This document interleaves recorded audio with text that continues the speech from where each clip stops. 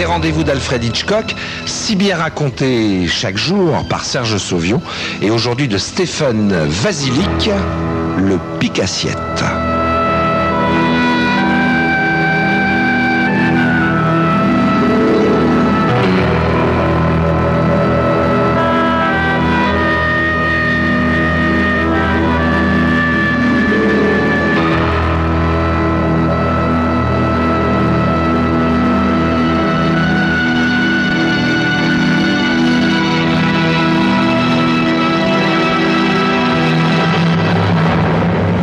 Régulièrement, oncle Walter quitte sa campagne pour rendre visite à son neveu et à sa nièce, Marius et Galatea Danby, qui habitent la ville. Les Danby ne changent rien à leurs habitudes pendant le séjour de leur oncle chez eux. Ils se contentent de lui offrir le gîte et le couvert. Mais s'il est facile de satisfaire le premier, il n'en va pas de même pour le second. En effet, boire et manger sont d'une importance capitale pour le vieil homme, à tel point qu'il n'est pas exagéré de dire qu'oncle Walter a deux vices, la gourmandise et l'alcool. S'il n'avait que ces vices, on pourrait à la rigueur les lui pardonner. Mais il en a un autre, plus odieux encore, et qui, de surcroît, aggrave les précédents, l'avarice. Comment satisfaire en effet sa boulimie et son alcoolisme sans entamer son patrimoine? Une seule solution: vivre en pique-assiette. En fait, si Marius n'aime pas l'oncle de sa femme, ça n'est pas seulement pour ce qu'il lui coûte, mais surtout à cause de son 1m90 et de ses 120 kilos. Marius, qui ne mesure que 1m65 et pèse 75 kilos, se sent tout petit à côté de lui. Mon oncle n'est qu'un sale parasite, lance Galatea Danby. Tout ce qui l'intéresse, c'est boire et manger à l'œil. Eh ben tant mieux, répond Marius. S'il continue ainsi, grâce à nos bons soins, il ne tardera pas à mourir. Et comme tu es son unique héritière, je ferai tout ce qui est en mon pouvoir pour que sa vie soit la plus courte possible. Oh, il mourra après nous, tu verras, dit Galatea. Et même si ça n'est pas le cas, j'ai bien l'intention de toucher cet argent quand je suis encore assez jeune pour en profiter. Eh ben, débarrasse-toi de lui. Je finirai peut-être par le faire. La réponse de sa femme arrache un sourire à Marius. L'idée que Galatea, si menue, puisse éliminer un homme de la corpulence d'oncle Walter est invraisemblable. « Je ferais mieux d'aller le chercher, » déclare-t-il. « Je vais m'occuper du repas, » dit Galatea. « Assure-toi seulement que nous ne manquons ni d'apéritif ni de liqueur. Je me demande combien de temps il va nous exploiter cette fois. » « Pas longtemps, » assure Galatea, un sourire aux lèvres, tandis que son mari quitte la pièce. Lorsque Marius le rejoint, oncle Walter arpente le hall de l'aéroport avec impatience. « J'attends depuis une demi-heure, » grogne-t-il en voyant son neveu. « J'ai faim. J'espère que Galatea m'a préparé un dîner copieux. » « Ne vous a-t-on pas servi un bon repas dans l'avion ? » « Bah, un simple encas. Et les boissons sont en supplément. Qu'est-ce que t'as comme voiture ? » « Un cabriolet sport. C'est une petite voiture rapide qui consomme peu d'essence. Allons-y. » Oh, on dirait un joujou. J'arriverai sans doute pas à y entrer. « Mais si, mon oncle, mais si. Sinon, vous serez obligé de prendre un taxi. » Oncle Walter réussit à s'asseoir sur le siège du passager, les jambes repliées sous la poitrine et le menton sous les genoux. « Qu'est-ce que Galatea m'a préparé ?» demande-t-il avant même d'avoir franchi le seuil de la porte. « Rosebif purée, vous allez être traité en roi. » Bah, j'espérais un repas plus original, mais votre maison n'est pas réputée pour sa cuisine. Enfin, ce ne sera peut-être pas si mal après tout. Il se tourne vers Marius. « Tu caches sans doute une bouteille dans un coin. »« Oh oui, mon oncle, plus d'une même. Vous n'aurez que l'embarras du choix. »« Je prendrai du whisky. Et ne t'inquiète pas pour les amuse-gueules. La bouteille suffira. » Marius apporte la bouteille et oncle Walter se sert une bonne rasade. « Ça aiguise l'appétit. Tu peux me laisser seul, Marius. J'ai une compagne maintenant. Marius sait que son oncle, à l'exemple des seigneurs d'autrefois, est capable de passer plusieurs heures à se restaurer, buvant et mangeant à lui seul, ce qui suffirait à 4 personnes. Il file à la cuisine. Il est au mieux de sa forme, annonce-t-il en refermant la porte derrière lui. Sacré vieux Walter, il va boire jusqu'à ce qu'il s'écroule, et demain, il voudra qu'on l'emmène dîner dans le meilleur restaurant de la ville. Peut-être ne sera-t-il pas en état d'y aller, dit Galatea. Ah, il sortirait de sa tombe pour profiter d'un repas à l'œil.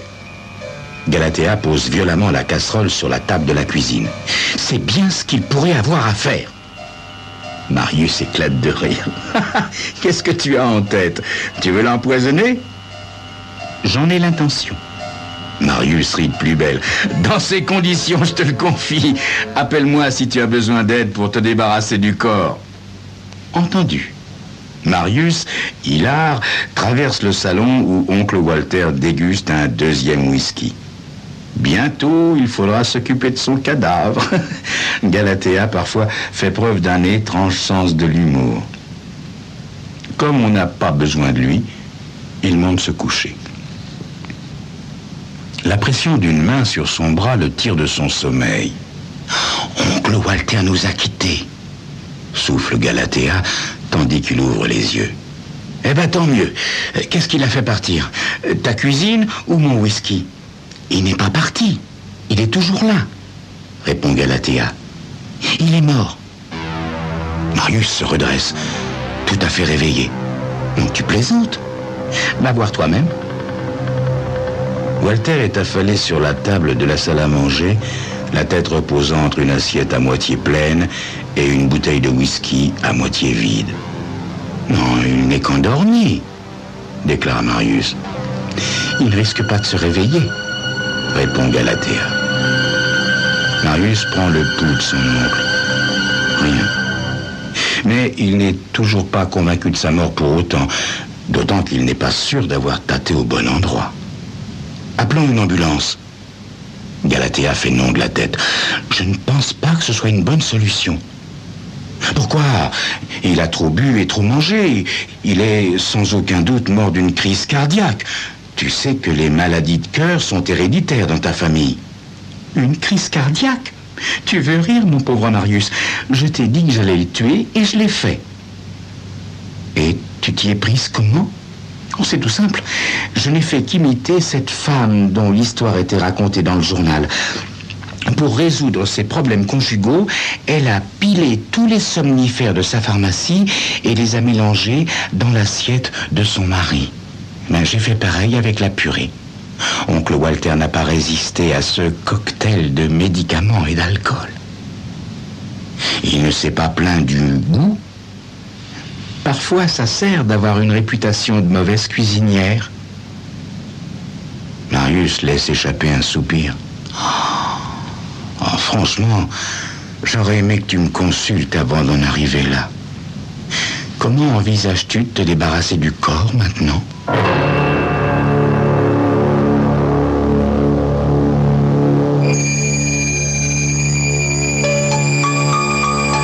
Difficile de répondre de but en blanc à une question pareille. Dans quelques instants, vous en saurez plus.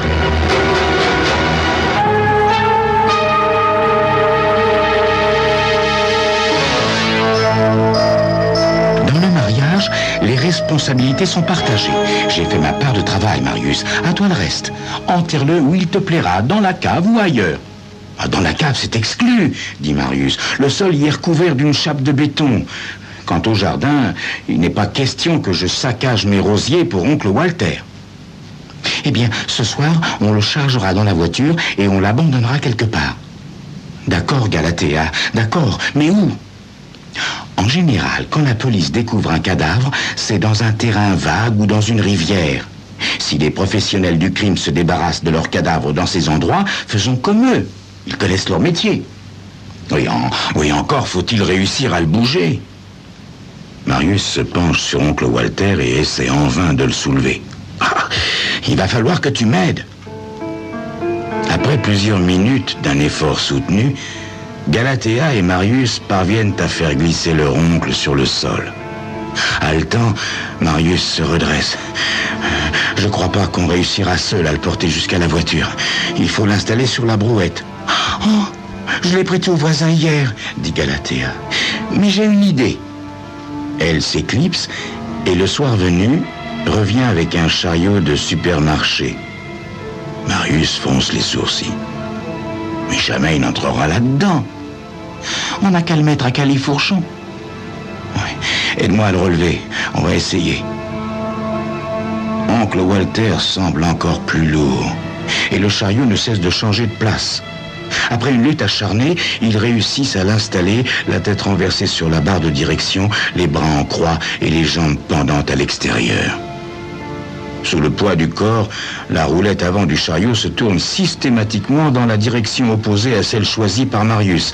Avec bien du mal, il parvient quand même à pousser le corps jusqu'à la voiture. Mon Dieu, mais il n'entrera jamais! De toute évidence, le coffre du cabriolet n'est pas conçu pour recevoir une masse aussi importante que le corps d'oncle Walter. Je t'avais dit de ne pas acheter ce cabriolet sport, Marius. Je savais que c'était une erreur. Mais monsieur voulait jouer les Fangio. Bon, on va l'asseoir sur le siège avant. Après tout, c'est à cette place qu'il est arrivé ici. Mais où je vais me mettre, moi? Tu peux pas le porter tout seul.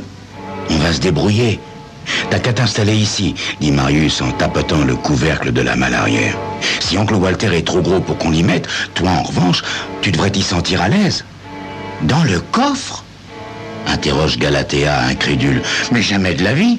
T'as qu'à t'y mettre, toi. Moi, je vais me mettre au volant.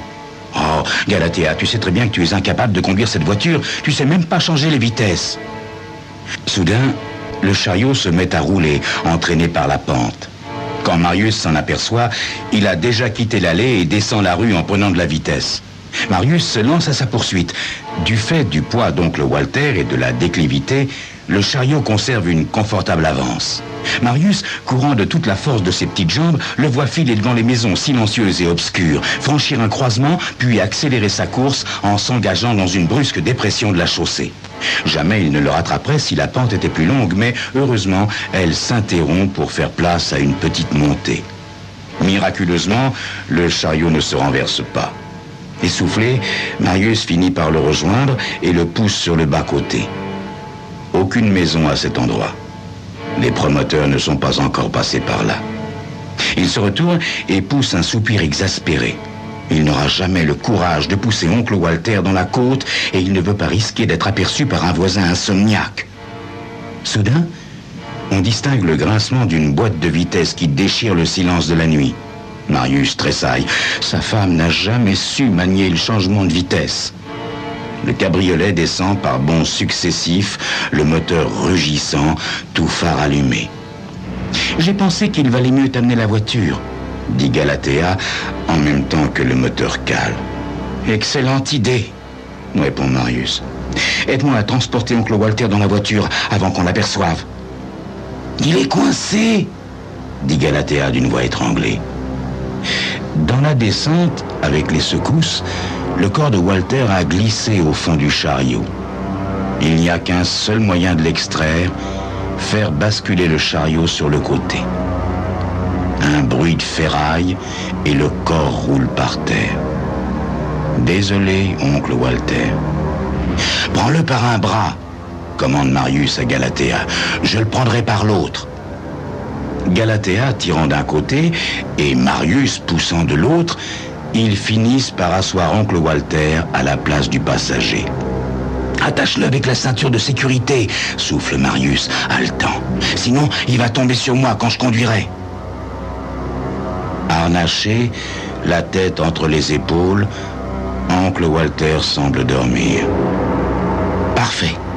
On laisse le chariot ici. Monte dans le coffre. »« Non !» Écoute, tout est arrivé par ta faute. La moindre des choses à présent serait que tu te montres coopérative. Monte dans le coffre. Galatea finit par s'installer le plus confortablement possible.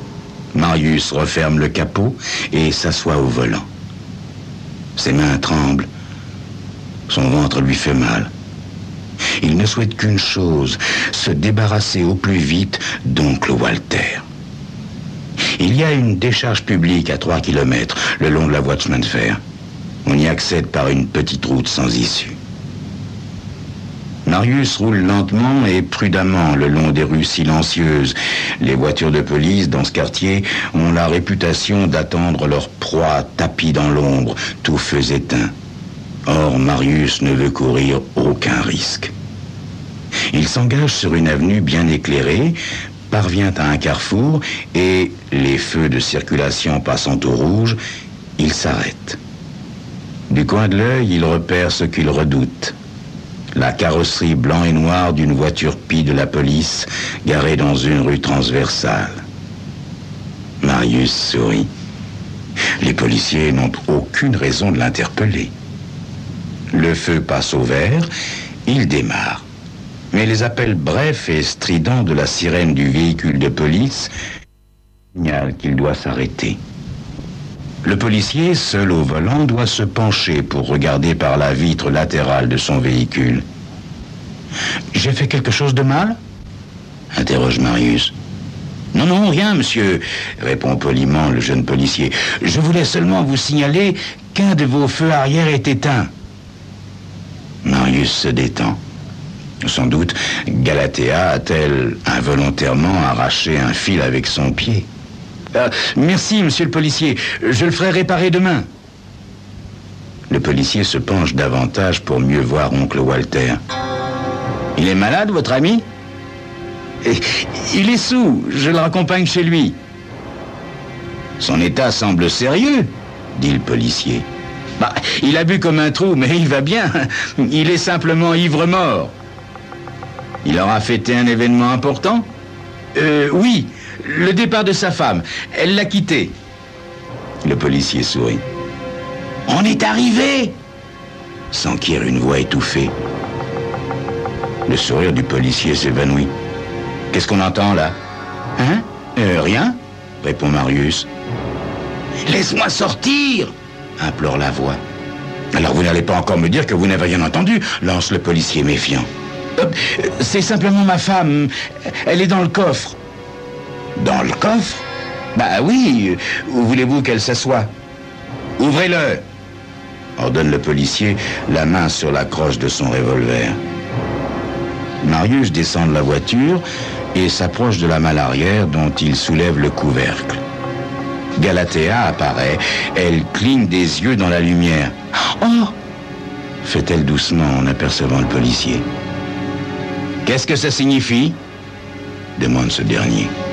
« Eh ben, je vous l'ai dit, » intervient Marius. « Elle voulait venir avec nous, mais il n'y a pas assez de place assise. »« C'est vrai, ça ?» demande le policier à Galatea. Elle acquiesce de la tête. « Ah, ben, j'ai encore jamais vu quelqu'un voyager dans le coffre d'une voiture de son plein gré. Ça se fait pas, ça. »« À ma connaissance, » rétorque Galatea en se réinstallant dans la malle arrière, « à ma connaissance, il n'y a aucun texte de loi qui interdise de voyager dans le coffre de sa voiture si on le souhaite.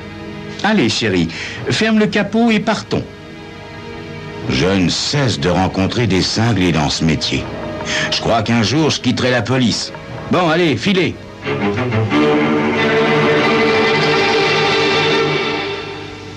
Marius démarre et Maugré... Ah, en vie, oncle Walter n'était qu'une source de désagréments et d'ennui. Mort, c'est encore pire. Un bon kilomètre plus loin, il tourne dans une rue et s'arrête. Aucune voiture de police en vue. Il redémarre. Bientôt, des silhouettes étranges apparaissent dans le faisceau des phares. C'est la décharge publique. Quand Marius estime qu'ils sont suffisamment avancés, il arrête le moteur, ouvre la malle arrière et aide sa femme à en sortir. Posant le pied à terre, elle jette un regard autour d'elle et frissonne. « C'est sinistre ici. Allez, Galatea, aide-moi à le décharger et filons. » Il pousse oncle Walter à l'extérieur du véhicule. « Ça m'embête de le laisser ainsi par terre, dit Galatea. C'est quand même mon oncle. » Ah bah il est bien temps d'y penser. Qu'est-ce que tu veux faire d'autre pour lui? Puis d'ailleurs, il s'en fout. On pourrait peut-être l'installer de façon plus décente. Je crois qu'on ferait surtout bien de filer au plus vite avant d'être repéré. Non mais regarde, Marius, on pourrait le mettre là-dedans. À quelques mètres, la masse blanche d'une baignoire reflète la clarté des étoiles. C'est comme un lit, remarque Galatea. Mieux qu'un cercueil. Marius soupire. Péniblement, il transporte oncle Walter jusqu'à la baignoire et l'y dépose, les mains jointes sur la poitrine. Il est bien ici, dit Galatea.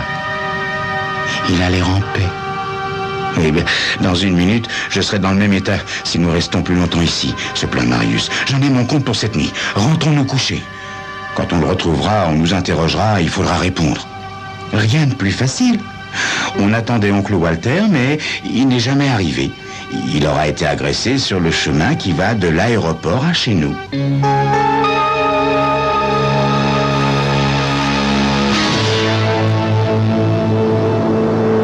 Le lendemain matin, Marius somnole encore quand il entend le martèlement de la pluie sur le toit.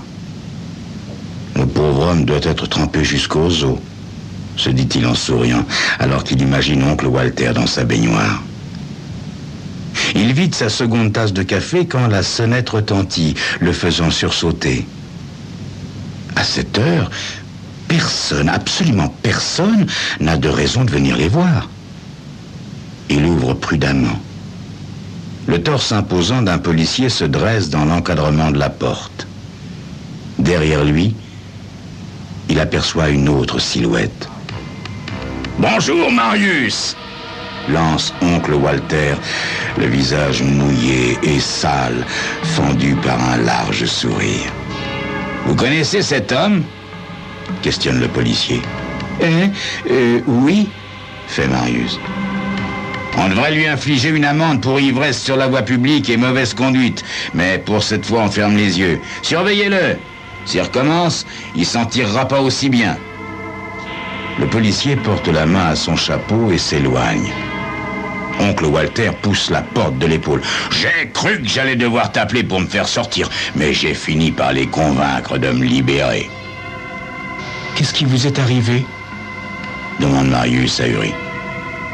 Oncle Walter soupire. « Conséquence de mon grand âge, je suppose. Ça se produit lorsque j'ai un peu trop bu. Je sors, j'erre de rue en rue et retrouve mes esprits dans les endroits les plus inattendus. Vous ne vous êtes pas demandé où j'étais passé ? » Si, nous avons pensé que vous étiez allé prendre l'air, balbutie Marius. Tu sais où je me suis retrouvé ? Dans une baignoire, au milieu d'une décharge publique. J'ai dû m'y étendre pour me reposer un peu. C'est la pluie qui m'a réveillé.